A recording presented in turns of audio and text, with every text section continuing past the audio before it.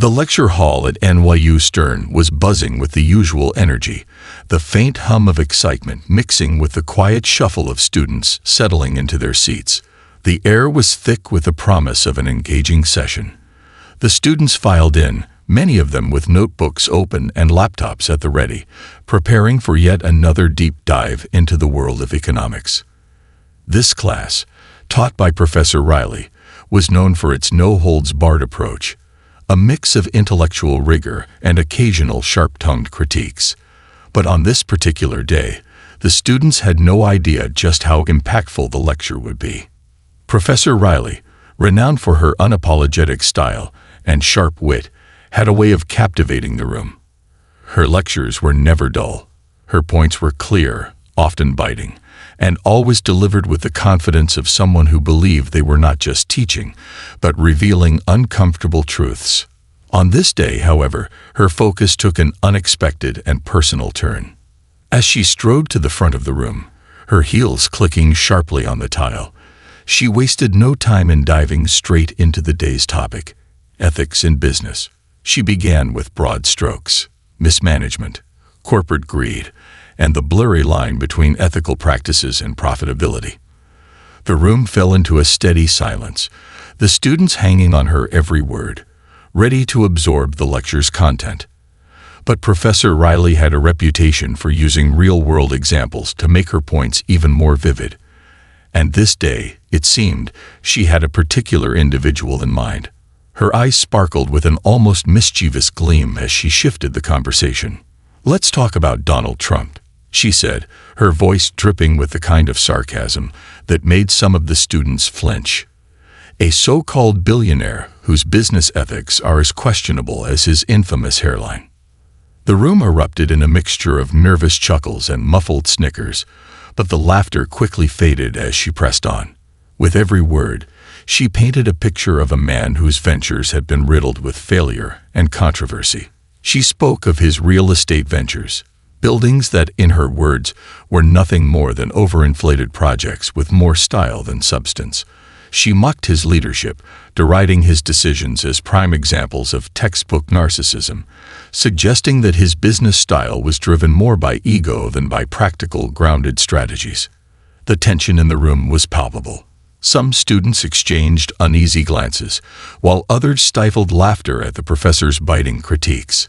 It was clear that while many students found her humor sharp and insightful, there were those who were beginning to feel uncomfortable with how personal the remarks had become. It wasn't just a critique of Trump's business practices anymore.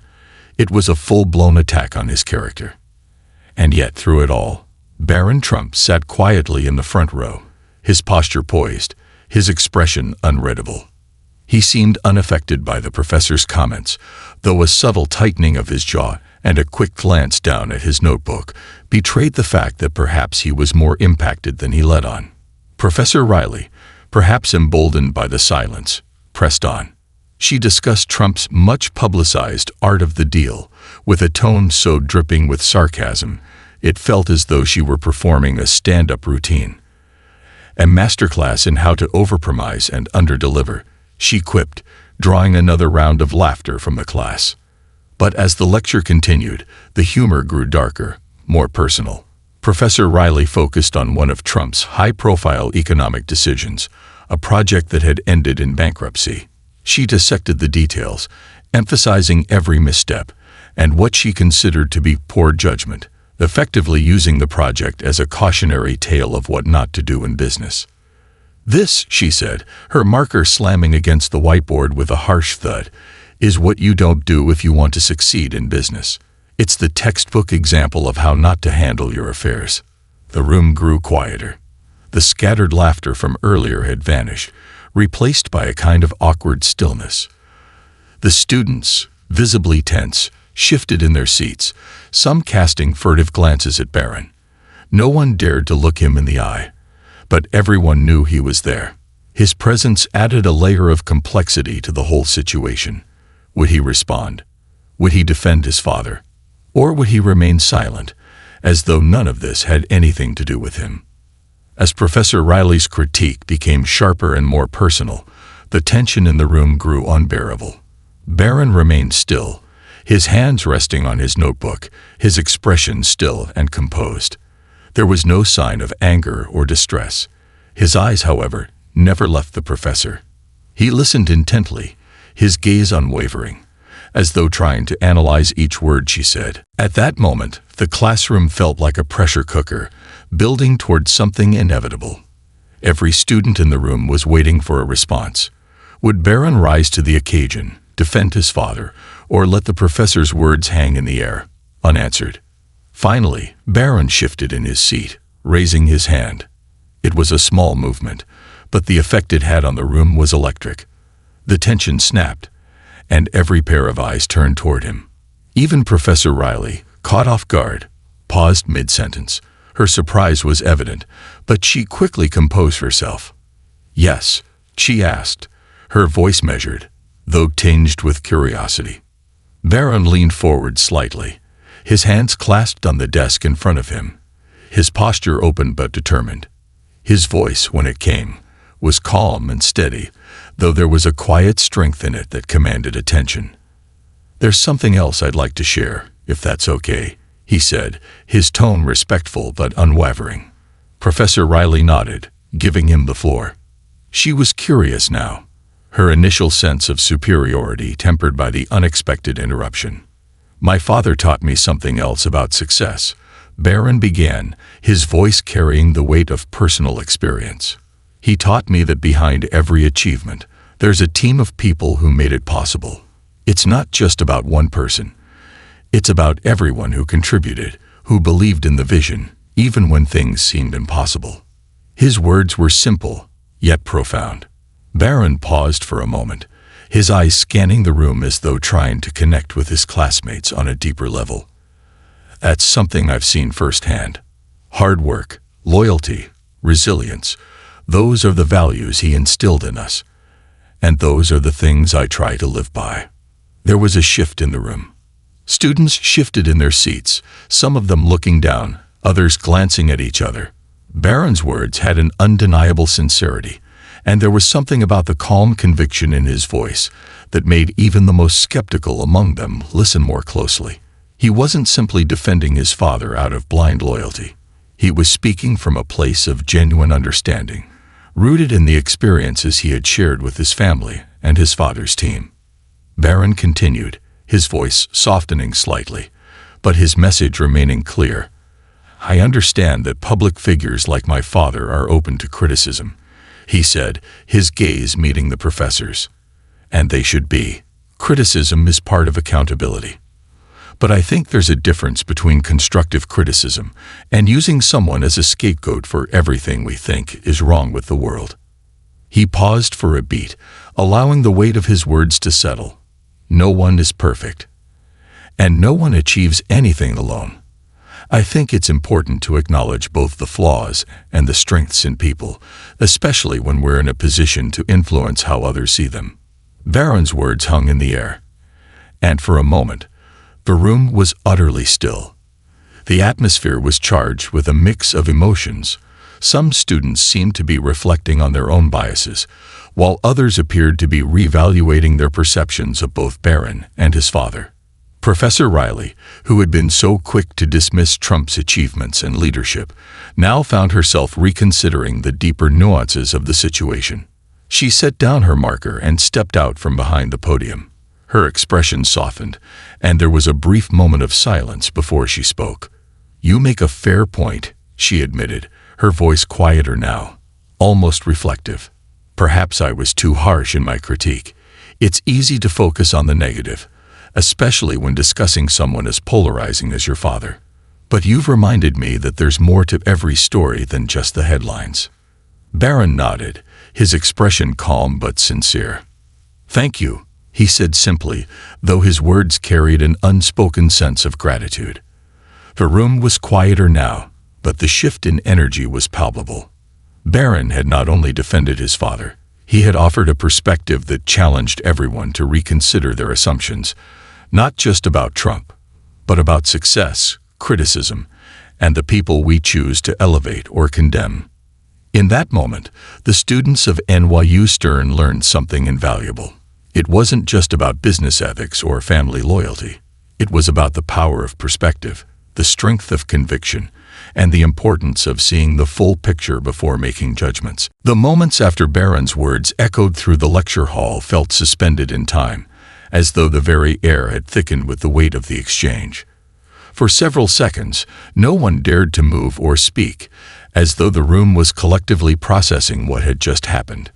Barron's calm demeanor, his ability to speak with such quiet conviction, had shifted the dynamic of the room entirely. Professor Riley, who had been so sure of her position, seemed to have momentarily lost her footing.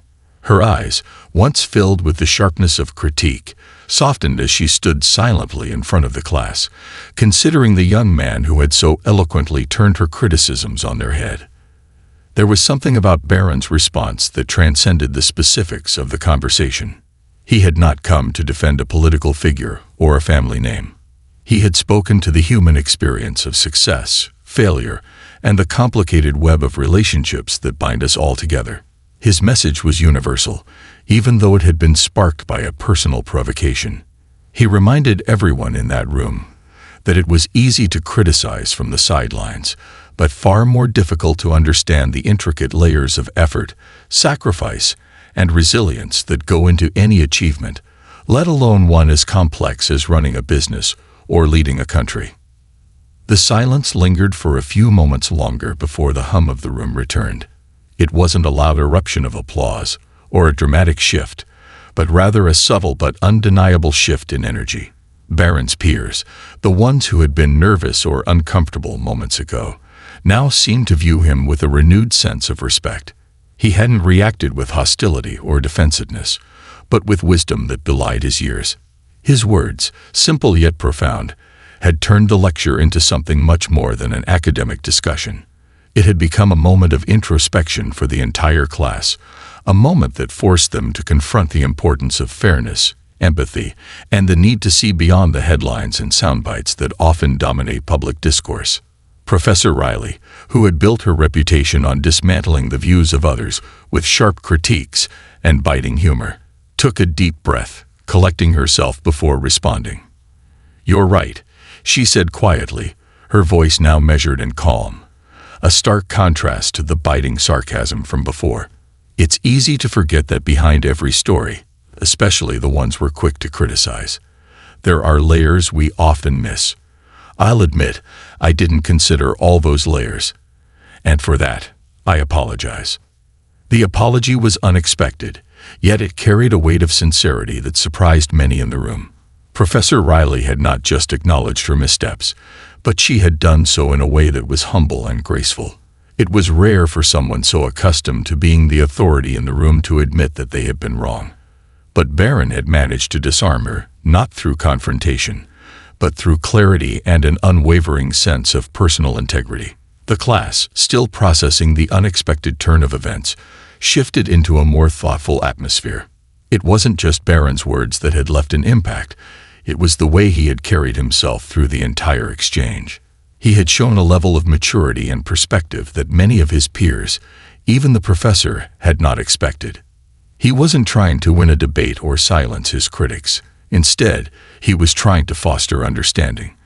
And in doing so, he had created a moment of growth not only for himself, but for the entire class.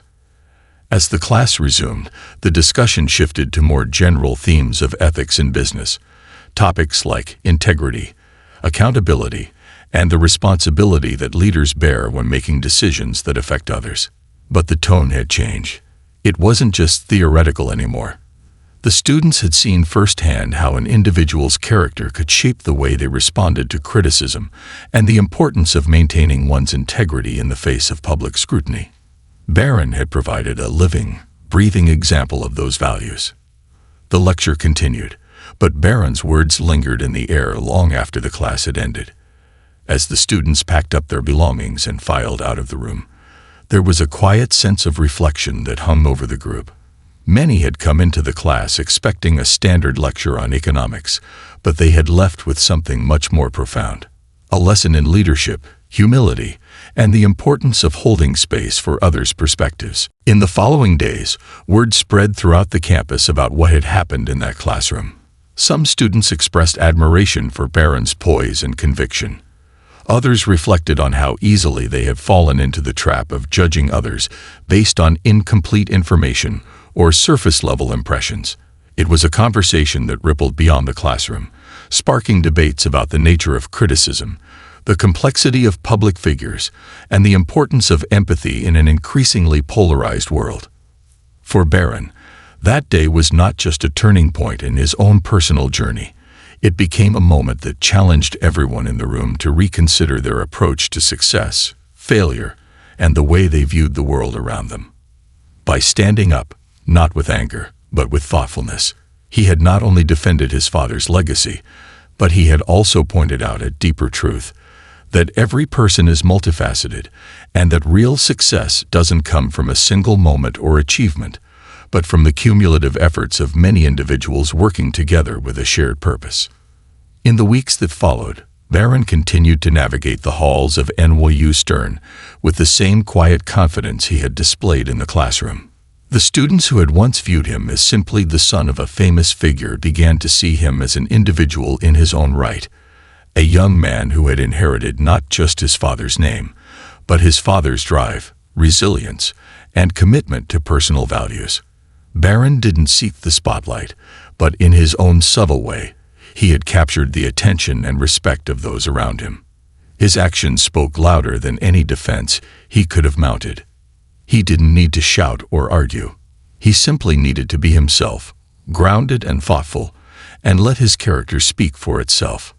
The lesson that Barron had taught that day transcended the walls of the lecture hall. It wasn't just about defending one's family or challenging the validity of a critique. It was about the power of perspective and the importance of seeing people for who they are, rather than who we expect them to be. Barron had shown that success isn't just about individual accomplishments or personal accolades, but about the contributions of those who support you, the lessons you learn along the way, and the resilience you cultivate when faced with adversity. And perhaps most importantly, Barron had shown that strength isn't just in silence or defiance. True strength is in knowing when to speak up, when to stand firm, and when to offer a perspective that could change the way people think, if only they would listen. As the days passed, the ripple effects of Barron Trump's calm yet powerful response to Professor Riley's critique continued to reverberate throughout the halls of NYU Stern. The lecture that had initially been designed to provoke critical thought about business ethics had turned into something far deeper, an exploration of how we view success, failure, and the people behind both. What Barron had offered was not merely a defense of his father's reputation, but a challenge to every person in that room to reconsider the way they interacted with the world around them, especially when it came to judgment.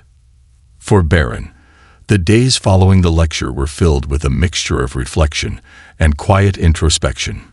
Despite the attention his words had garnered, he didn't seek to dwell on the aftermath. He wasn't looking for accolades or sympathy. What he truly wanted was to move forward with the same values his father had instilled in him, the importance of hard work, loyalty, and resilience. But the conversations that followed weren't something he could easily ignore. One afternoon, while walking across campus, Barron found himself surrounded by several students who had been in the lecture that day. They were no longer offering the cautious glances or nervous stares that had marked their interactions with him before. Instead, they were speaking to him as an equal, not as the son of a controversial public figure. Their questions weren't rooted in shallow curiosity about his family, but in genuine interest in his perspectives on success, ethics, and leadership. "Barron," one of the students began, "you really made me rethink everything I thought I knew about leadership. I always thought it was all about the results, the big wins, the flashy numbers. But hearing you talk about the importance of teamwork, loyalty, and resilience, it made me realize how much those qualities matter."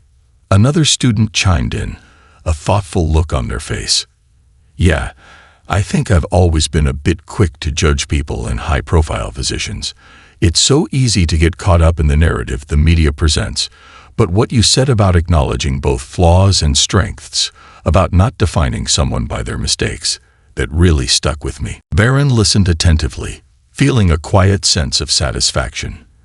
It wasn't about having the last word or proving a point. It was about seeing the shift in others, the subtle transformation in how they viewed success and failure. To him, that was the true power of his words, not just the defense of his father, but the way it made others think more critically about their own actions and judgments. As Barron continued to walk across campus, he found himself reflecting on the exchange. He realized that he had inadvertently given his classmates a gift, a lesson in empathy, in seeing the complexities of people's lives and stories. It wasn't just about defending his family's name or fighting for an image. It was about offering a broader perspective on what it meant to truly succeed, not just in business but in life. And the more he thought about it, the more he understood that his family's journey had been one of ups and downs, of triumphs and setbacks, and of lessons learned the hard way. Those lessons weren't just about wealth or power. They were about the personal growth that comes with facing challenges and persisting despite them. But it wasn't just his classmates who were impacted. Word of the lecture spread quickly among the faculty as well. Professor Riley, who had been one of the most vocal critics of Donald Trump's business practices, took a step back and began to reassess her own approach to teaching. She had been a firm believer in the power of sharp, unrelenting critique to drive intellectual growth. Yet Barron's calm, thoughtful response had reminded her that critique was not just about pointing out flaws. It was about offering a fuller, more nuanced understanding of the person or situation at hand.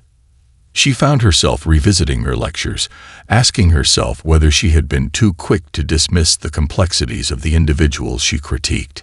Had she, like many others, fallen into the trap of simplifying people into categories, heroes or villains, without considering the full spectrum of their experiences? Barron's words had caused her to confront that question, and slowly she began to adjust her approach. She still believed in holding public figures accountable, but she also realized that the human element, the personal stories, the struggles behind the headlines, was something she needed to emphasize more in her teachings. Meanwhile, Barron's peers continued to grapple with the message he had delivered. For some, it was a wake-up call to reassess their own views on leadership and success. They had spent so much of their time focusing on metrics, on tangible results, that they had neglected the intangible qualities that made those results possible. Qualities like resilience, empathy, and collaboration. Barron had not just challenged their thinking. He had opened up a space for them to reconsider what truly made someone a successful leader. It wasn't just about the size of the deals or the impact of the business ventures. It was about how people treated each other, how they weathered storms, and how they kept moving forward even when the odds seemed insurmountable. One evening, as Barron sat in the campus cafe, reflecting on the whirlwind of conversations and thoughts that had followed that fateful lecture, a familiar face approached him. It was Professor Riley. The tension from that day had long since dissipated, but her presence still carried a certain gravity. She sat down across from Barron, a contemplative look on her face. "Barron," she began, her voice softer than it had been in their earlier interactions, "I've been thinking a lot about what you said. I'll be honest, I didn't expect you to respond the way you did. But you gave me something to think about. You made me realize that there's more to leadership than just being the loudest or the most visible person in the room. It's about the quiet strength that comes from understanding, from knowing how to support others. It's about the people you build around you, and the integrity with which you lead." Barron smiled gently, a humble acknowledgement of her words. "I think we all get caught up in the idea of what success should look like," he said thoughtfully. "It's easy to forget that success doesn't just come from individual achievement.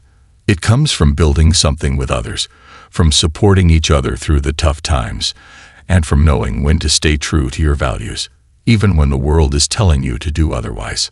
Professor Riley nodded, her eyes reflecting a deep appreciation for the insight Barron had offered. "You've given me a lot to think about," she said. "Thank you." As they parted ways, Barron couldn't help but feel a sense of fulfillment. It wasn't about changing the world with one lecture or with one speech. It was about starting a conversation, about prompting people to question their assumptions and challenge their perspectives. What Barron had done wasn't just defend his father, it was something far greater. He had reminded everyone in that room, and beyond, that success wasn't a solitary journey. It was a collective effort, built on the strength of relationships, the resilience to keep going, and the willingness to see things from another's point of view. For Barron, the lesson had been learned not through grand gestures or heated debates, but through quiet moments of reflection, conversation, and understanding. And in the end, it was those moments, the ones that encouraged thoughtfulness, empathy, and open-mindedness, that had the power to change hearts and minds in a way that no lecture or critique ever could. As the weeks rolled by, the impact of Barron's response continued to reverberate throughout the university. What had initially seemed like a brief classroom interaction had turned into something much larger, a catalyst for deeper conversations, a challenge to long-held beliefs, and a powerful reminder of the complexities of success, failure, and public perception. The lessons Barron imparted were not just for his peers, but for anyone who had ever judged someone based on surface-level information, for anyone who had overlooked the importance of humility, collaboration, and personal growth. In the days that followed the lecture, Barron noticed subtle changes in the way people interacted with him. It wasn't just the students who had been in the class that day. Even those who had heard about the lecture from others began to approach him with newfound respect. They no longer saw him simply as the son of a famous public figure. They saw him as someone with his own identity, his own thoughts, and his own values. The distinction between the public persona of Donald Trump and the quiet, introspective young man sitting before them was clearer than ever. Barron wasn't one to seek the spotlight. He was content with the steady progress he was making, both in his personal development and in his academic pursuits. But as the university community began to embrace the lessons he had shared, he found himself in a new position, one that demanded him to continue leading by example. He had sparked a dialogue, and now it was up to him to live up to the words he had spoken. One morning, as Barron sat in the campus library, preparing for an upcoming exam, a student approached him. She was a classmate from another course, someone he didn't know well, but whose face had appeared frequently in the lecture hall. She hesitated for a moment, seemingly unsure of how to begin. Finally, she spoke, her voice a mixture of curiosity and gratitude. "Barron, I just wanted to thank you," she said, her eyes meeting his. "What you said in that class really made me think. I've always been someone who's quick to judge people, especially when it comes to high-profile figures. I'll admit, I didn't think much about your father, other than what the media portrays. But your perspective on leadership, on success, it really changed the way I see things." Barron glanced up from his notes, his expression thoughtful. "I'm glad it helped. I think we all have a tendency to simplify things, especially when we're only given one side of the story. But there's so much more beneath the surface." The student nodded, her eyes reflecting a quiet sense of understanding. It's easy to forget that people are multifaceted, that they're more than their mistakes or their successes. I think I've been too quick to focus on what's wrong with someone, rather than what they've done right or what they've had to overcome. Barron smiled, recognizing the shift in her perspective. That's exactly it. Success isn't just about the public wins. It's about how you navigate the challenges, how you learn from your failures, and how you grow from them. Their conversation, though brief, felt significant. It was a reminder that the lessons Barron had shared in that lecture were not confined to one moment. They had the power to reverberate through the minds of others long after the words had been spoken. It was a ripple effect, one that was quietly transforming the way people thought about leadership, about success, and about the human experience. But Barron's journey wasn't without its challenges. As the months passed, the scrutiny surrounding his family remained ever-present. Despite the shift in his peers' attitudes, Barron still found himself occasionally facing questions about his father, questions that ranged from the polite to the probing, from the respectful to the outright invasive. It was a constant reminder that, for better or worse, the Trump name carried a weight that couldn't be easily shrugged off. But Barron had learned how to navigate those moments with the same composure he had displayed during that fateful lecture. He didn't seek to engage in public debates or defend every action.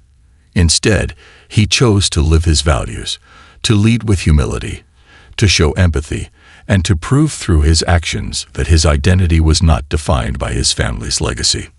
One evening, Barron found himself sitting in a cafe on the edge of campus, reflecting on the course of events.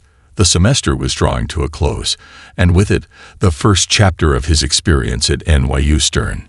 It had been a journey filled with unexpected lessons in leadership, in empathy, and in the importance of questioning assumptions.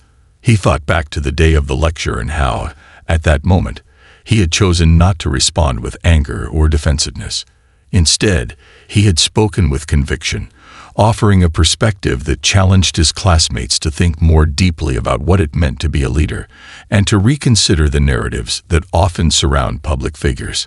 As Barron stirred his coffee, his mind drifted to the broader implications of what had happened in that classroom.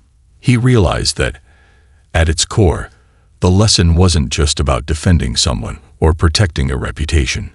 It was about fostering understanding, about making space for others' viewpoints, and about recognizing that success, and the path to it, was rarely as simple as it appeared in the headlines. He had given his classmates a glimpse into the complexities of his family's journey, but he had also opened a door to broader conversations about how we define leadership and success in the modern world. And that, to him, was the most valuable takeaway. Barron's reflections were interrupted by a voice, a familiar one. Professor Riley walked into the cafe, her steps measured but deliberate. She spotted Barron sitting by the window and made her way over to his table. Without preamble, she sat down across from him, offering a warm but knowing smile. "Barron," she began, her tone more relaxed than it had been in their previous encounters. "I've been thinking a lot about that day. I've had some long discussions with my colleagues about what you said, and I've come to a conclusion." Barron raised an eyebrow, intrigued. "And what conclusion is that?" Professor Riley leaned in slightly, her voice quieter now, as though she were sharing something personal. "You were right. There's more to every story than just the headline. I've spent my career focusing on the flaws, the mistakes, and the failures. And while critique is essential, I've come to realize that there's a need for balance, especially when it comes to public figures. You can't evaluate someone's entire life based on the narrative the media presents. There are always other layers, other people, and other factors that contribute to success and failure." Barron smiled, his expression filled with quiet understanding. "I appreciate you saying that. It's all about perspective.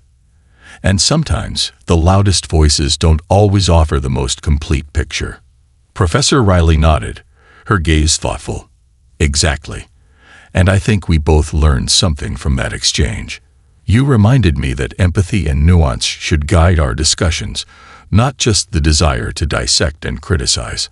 I've already started thinking about how to incorporate that approach into my lectures." Barron's heart swelled with a quiet sense of pride, not because he had won an argument, but because he had contributed to something bigger than himself. He had initiated a shift in perspective, a small change that had the potential to make a lasting difference. Their conversation continued, filled with the mutual respect that had developed between them. As Barron left the cafe later that evening, he realized that he was no longer just the son of a famous figure, nor merely a student at a prestigious university. He was an individual who had found his voice, who had challenged assumptions, and who had learned the importance of leading with integrity, empathy, and understanding. For Barron, the journey was just beginning. The lessons he had learned from that fateful day in Professor Riley's classroom would continue to guide him, shaping the way he approached challenges, leadership, and relationships in the years to come. And as he moved forward, he knew that he would continue to seek out opportunities not just to succeed, but to build something meaningful, something that reflected the values of resilience, teamwork, and empathy that had shaped his life and his perspective. As the end of the semester approached, the academic atmosphere at NYU Stern began to shift. The final exams and projects loomed large, but there was a different kind of energy in the air. The students seemed more engaged, more reflective, as if the lessons from Baron's lecture had somehow seeped into the very fabric of their daily interactions. Conversations around campus had taken on a new depth, and the challenges of economics were being discussed not just in terms of theory and numbers, but through the lens of ethics, leadership, and human experience. Baron, despite his earlier experience of being thrust into the limelight, remained steadfast in his quiet commitment to learning. The classroom debates, the moments of reflection with his peers, these were where he found meaning.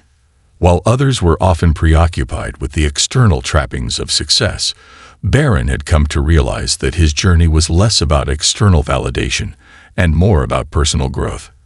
He didn't need a spotlight or accolades. He needed the sense of fulfillment that came from living his values and learning from every experience, every conversation. One afternoon, Baron found himself walking through the campus courtyard, the sun filtering through the trees and casting long shadows on the ground. It was a rare moment of peace in the midst of the academic whirlwind. He had just wrapped up a study session with some of his classmates, and the air was filled with the usual mix of optimism and apprehension that came with the end of the semester. As he walked, his thoughts turned inward. He reflected on the many ways he had grown over the past few months, not just as a student of economics, but as a person. His understanding of leadership had deepened, and his ability to navigate complex situations with empathy and humility had been tested in ways he had never anticipated.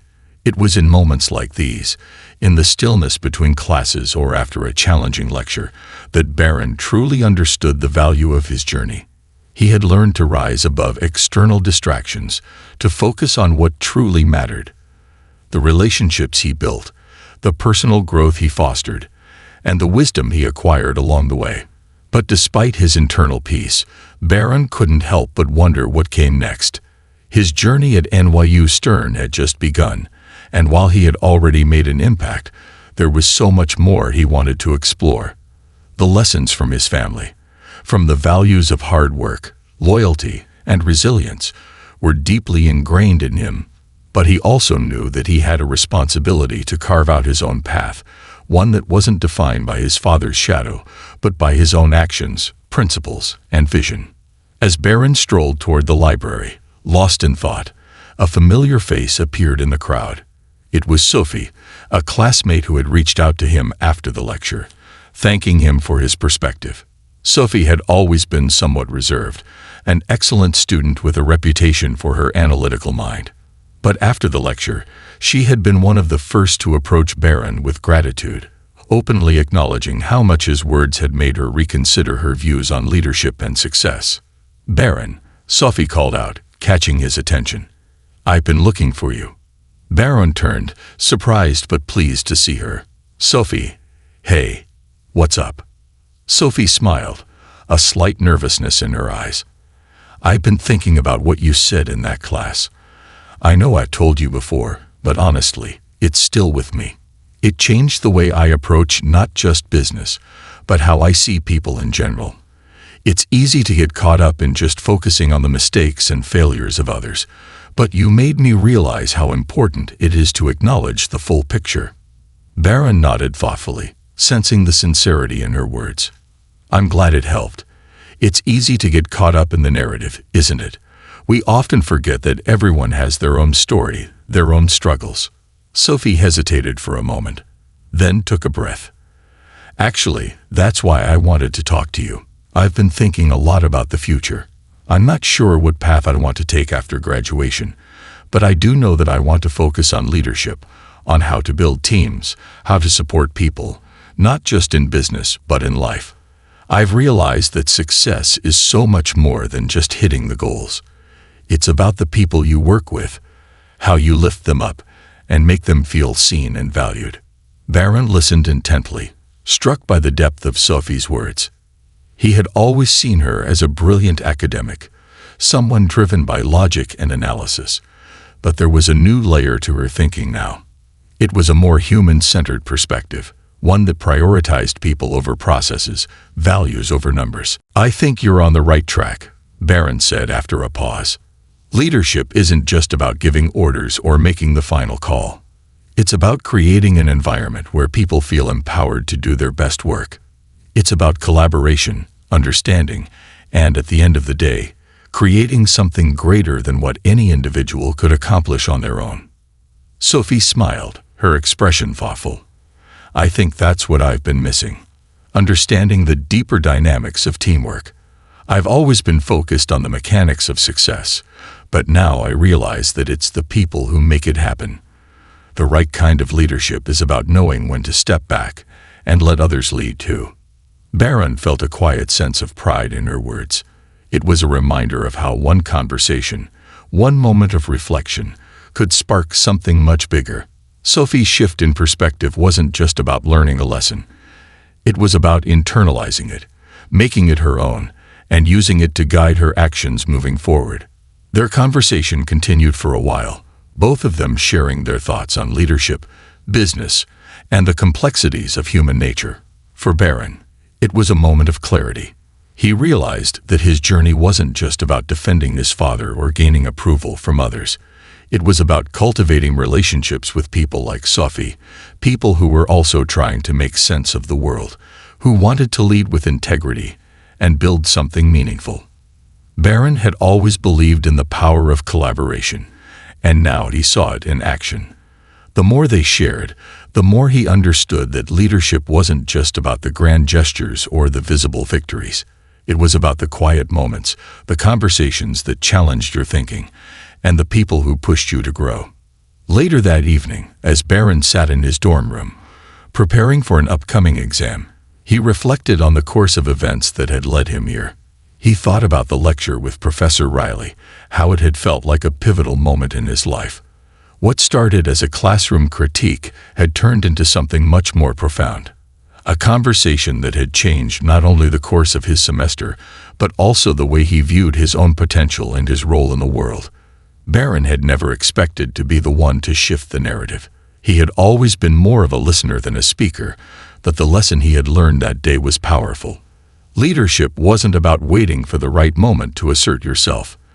It was about using every moment to make a positive impact, to share your perspective, and to challenge others to grow alongside you.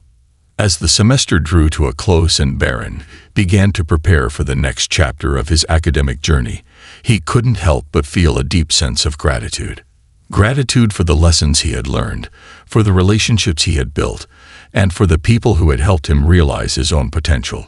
Baron understood now that success wasn't just about reaching the destination. It was about the journey, the people who walked alongside you, and the strength it took to stay true to your values, even when the path wasn't clear. Baron's journey at NYU Stern was just beginning, but he was no longer the quiet, uncertain student who had walked into that classroom months ago. He was someone who understood the power of perspective, the importance of empathy, and the role of leadership in building something greater than himself. And as he moved forward, he knew that these lessons would shape not just his future, but the future of everyone he encountered along the way. The spring semester at NYU Stern brought a fresh sense of possibility. The brisk winds carried the promise of new beginnings, and as Baron stepped into the campus, the energy around him seemed to shift, as if the lessons of the past few months were beginning to blossom into something more concrete.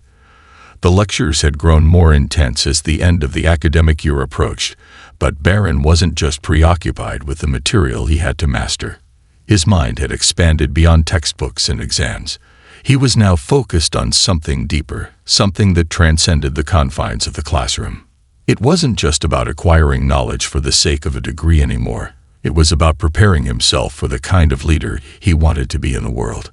He had learned valuable lessons from his family, from his father's successes and struggles, but more than that, he had started to understand what it meant to be part of a larger community, one that relied on collaboration, empathy, and mutual respect. He had gained something far more profound than any textbook could teach him, the awareness that leadership wasn't about power, but about influence, positive influence on others, on their growth, and on their shared journey toward common goals. Baron's quiet resolve was evident as he made his way across the quad one afternoon, his books tucked under his arm. He had become accustomed to the curious glances from his peers, but now, the glances weren't laced with skepticism or judgment. There was respect in those gazes, an acknowledgement of the maturity and poise with which he had conducted himself throughout the past few months. Though he had never sought to prove anything, the subtle shift in how others perceived him felt like a quiet victory, one that didn't require confrontation, but instead, understanding and consistency. It was during this period of quiet reflection that Barron was approached by an unexpected figure, Professor Riley. The last time they had spoken, it had been in the context of that heated classroom exchange, where Barron had shared his thoughts on leadership and the importance of seeing the full picture. Since then, their relationship had evolved from one of teacher and student to something more akin to mutual respect. She had been one of the first to recognize the gravity of what Barron had shared, and her own reflections had led her to adjust her approach in the classroom. As Barron walked toward the library that afternoon, he spotted her standing by a bench, waiting for him. Her posture was relaxed, but there was a certain intensity in her eyes, a depth of thought that spoke volumes. Barron stopped in his tracks, offering a small but warm smile. "Professor Riley," he said, his tone respectful yet curious. "What brings you here today?" She returned his smile with a nod, motioning for him to sit beside her. "Barron, I've been meaning to talk to you. I hope you don't mind. It's about what you said during that lecture. I've been thinking about it a lot, and it's led me to reconsider some of my own assumptions." Barron sat down next to her, intrigued, but not entirely surprised. The professor had always struck him as someone who valued intellectual honesty, someone capable of self-reflection. But to hear that she had been grappling with his words spoke volumes about the power of the conversation they had started. "I'm glad to hear that," Barron said, leaning forward slightly. "What specifically has been on your mind?" Professor Riley took a deep breath, as though choosing her words carefully. "Well, to be honest, I've spent my career critiquing people, business leaders, public figures, anyone who I believed was in a position of influence. I always thought that if you could dissect someone's choices, point out their flaws, and expose their mistakes, you were doing a service. But after our exchange, I started to question whether that's really the best way to foster understanding or to drive meaningful change. I've been thinking a lot about leadership, about what it truly means to lead, not just by making decisions, but by understanding and inspiring others." Barron listened intently, recognizing the sincerity in her words. It was clear that Professor Riley was undergoing a transformation of her own, and he found it both inspiring and humbling. He had not expected her to come to him with such vulnerability, but it reminded him of something important, that true leadership wasn't about having all the answers. It was about the willingness to listen, to learn, and to grow. "I'm not sure I have all the answers, Professor," Barron said thoughtfully, "but I've come to believe that leadership starts with empathy. It starts with understanding that success isn't just about what one person achieves. It's about the collective effort, the values that are shared, and the ways in which people build each other up. It's about seeing the potential in others, even when they've failed, and knowing that there's more to their story than what's visible at first glance." Professor Riley nodded, her expression thoughtful. "You're right. And that's the part I've been missing. It's not just about pointing out the flaws. It's about recognizing the human experience behind those flaws. I think it's time I shift the focus in my teaching, to make space for understanding the individual before we dive into analysis. Perhaps I've been too quick to judge the leaders I've critiqued, without fully appreciating their journey." Barron smiled, feeling a sense of quiet satisfaction. This wasn't about winning an argument or defending a point. It was about fostering a dialogue that could lead to meaningful change, even in the most unlikely places. He hadn't just convinced his professor to reconsider her approach. He had given her the tools to understand leadership on a deeper level. It was the power of perspective, of seeing beyond the surface, that had made the difference. As they spoke, Barron realized just how far he had come. His journey at NYU Stern had not been about proving something to others, but about proving something to himself. He had stepped out of his father's shadow not by rejecting it, but by embracing the lessons it offered and charting his own course forward. The exchange with Professor Riley, though seemingly small, symbolized a larger truth. Leadership was never a solitary pursuit. It was a collaborative effort, and every interaction, every conversation, was an opportunity to learn, to teach, and to inspire. The days that followed were filled with more moments of quiet reflection and conversation. Barron continued to engage with his peers, sharing his insights on leadership, success, and the complexities of the human experience. He found that the more he gave of himself, whether through dialogue, mentorship, or simple acts of kindness, the more he received in return. It was as though the lessons he had learned had created a ripple effect, spreading outward in ways he had never anticipated. In his final weeks of the semester, Barron took part in a series of group projects that pushed him to apply what he had learned in practical ways. His approach to teamwork had evolved from a focus on individual success to one centered on collective effort. Instead of simply being a contributor, Barron had become a facilitator, helping his team members see the value in each other's strengths, encouraging open communication, and fostering a sense of trust that allowed them to work cohesively toward their shared goals. It wasn't always easy. There were moments of tension, disagreements, and frustration. But Barron had learned that true leadership was not about avoiding conflict. It was about navigating it with grace, listening to all perspectives, and finding a way forward together. He wasn't perfect, but he was committed to growing and evolving, and that, he realized, was what truly mattered. As the semester came to a close, Barron sat in his room, reviewing his final assignments and preparing for his exams. His thoughts wandered back to the conversations he had shared, conversations that had shaped his understanding of leadership, success, and the human experience. He had learned that success wasn't just about the outcome. It was about the process, the effort, the collaboration, and the lessons learned along the way. Barron had come to understand that true leadership wasn't about titles or accolades.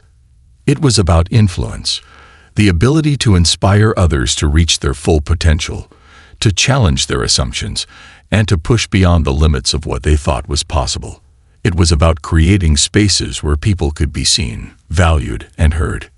And as he closed his books and prepared for the next chapter of his journey, Barron knew that the lessons he had learned at NYU Stern, lessons in leadership, empathy, and collaboration, would stay with him long after the semester ended.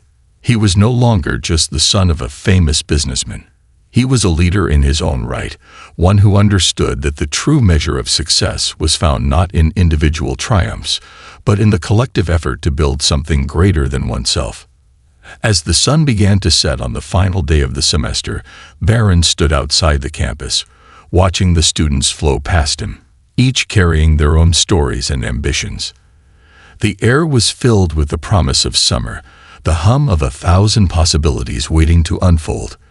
Barron had come a long way since that day in Professor Riley's lecture hall, a day that had set in motion a series of changes, both within him and around him. The lessons he had learned were not confined to the walls of the classroom or the pages of textbooks. They were living, breathing truths that he carried with him in every conversation, every decision, and every interaction. The journey had been one of personal growth, not just intellectual pursuit. He had learned that true leadership wasn't about external recognition, but about the impact one has on others, how you inspire, support, and empower those around you. It wasn't about achieving success at the cost of others, but about lifting people up, valuing their contributions, and recognizing the collective effort that drives progress. He had come to understand that success is not a solitary pursuit, but a shared journey, one that requires humility, empathy, and a willingness to learn from both triumphs and setbacks. Barron had also learned that it's not enough to simply accept the world as it is. It's about challenging assumptions, offering new perspectives, and being open to change. The lecture with Professor Riley had been a turning point, but it was only the beginning of a much larger shift. The willingness to see beyond the surface, to look for the layers beneath the headlines and the quick judgments, had deepened Baron's understanding of both business and humanity. It wasn't about defending anyone blindly. It was about understanding that behind every success, there were lessons of resilience, teamwork, and perseverance. As Baron looked back at the journey he had taken, from a student trying to find his place to a young man who had found his voice, he realized that the most valuable thing he had gained wasn't a grade or an accolade. It was the realization that leadership isn't something you can merely study or teach. It's something you live. It's how you show up every day, how you treat others, and how you stay true to your values, even when faced with challenges. It's about leaving a legacy not through what you've achieved alone, but through how you've helped others achieve their best selves. In those quiet moments, Baron knew that the future was still unwritten. There would be more challenges ahead, more moments of doubt, and more opportunities to learn. But he felt ready. He understood now that every setback was an opportunity to grow, that every person had a story worth hearing, and that true success was about making a positive impact in the lives of others. As he turned to leave the campus that day, Baron felt a deep sense of peace. He was no longer just the son of a businessman, nor was he simply a student at a prestigious university. He was someone who had found his own path, someone who understood that leadership was about lifting others, challenging assumptions, and staying grounded in your values. And as he moved forward, he knew that the lessons he had learned would guide him in every new chapter of his life. Because in the end, leadership was never about the title, the fame, or the recognition. It was about the quiet moments of reflection, the conversations that changed minds, and the way you show up in the world, day after day. And Baron was ready to lead in his own way, by listening, understanding, and always striving to make the world just a little bit better than he had found it. This concludes the story. Thank you for watching until the end. I hope you found it enjoyable. If you did, please consider liking the video and sharing it with your friends. Don't forget to subscribe to our channel and activate the notification bell for more captivating stories. Have a great day.